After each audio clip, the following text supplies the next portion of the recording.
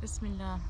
So in our last webinar, the one I had with my sister Nuruddin about astronomy and Islam, someone asked about if there was any relationship between astrology and Islam, or if there was any place for astrology in Islam. So I want to give sort of a general answer. I'd say first, it's really important to look at the meaning of the word, right? So astrology means the language of the stars, right? Or the language of the celestial bodies, whereas astronomy means the law of the stars or the law of the celestial bodies. So you can see that there is a similarity in how we look at these words, or how we can understand these words etymologically, right? Because what is language? Language is trying to communicate meaning, right? So that is what astrology at its root is trying to do. Whereas astronomy is simply trying to understand how it all works, the how of things. And so I once heard someone say that before there's astrology, there's astronomy, right? Because you have to have some understanding of how it all works in order for you to derive any meaning from it, if you are to derive meaning. So my understanding is that there was some curiosity, some inquiry about this idea of astrology by Muslim scholars, and the most that I've ever heard of them sort of acquiescing to the idea of astrology is in that they would say there might be some correspondence between, when you were born and what the quote-unquote picture of the heavens is, the picture of the celestial bodies, where they are at the moment that you were born, or where they are at the moment that your soul descends into your mother's womb.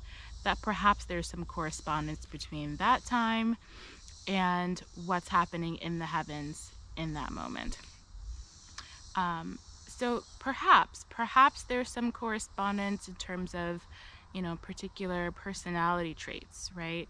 So people often find with astrology, with horoscopes, that when they look at astrology in terms of when they were born, their horoscope when they were born, they do often feel like, wow, some of these characteristics are really on the nose, they really match.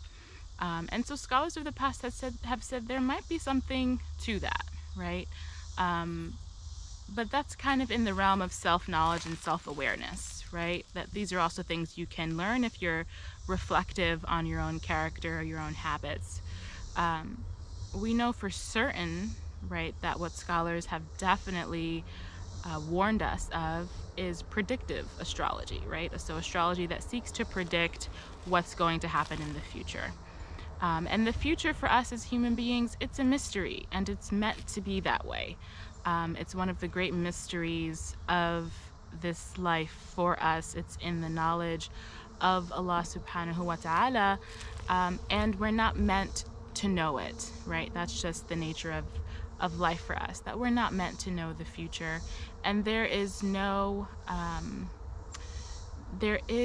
science that can accurately predict the future for us. Not even the greatest horoscope masters or astrology can tell us with certainty what's going to happen in the future.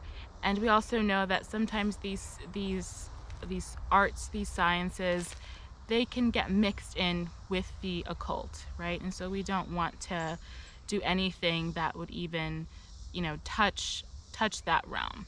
So on the one hand, we'd say yes, there can be some relationship between when you were born and the quote-unquote picture of the heavens in that moment.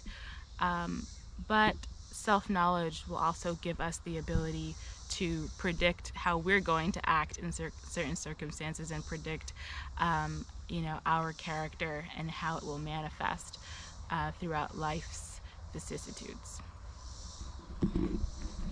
She killed it. Killed it. I might get cut out.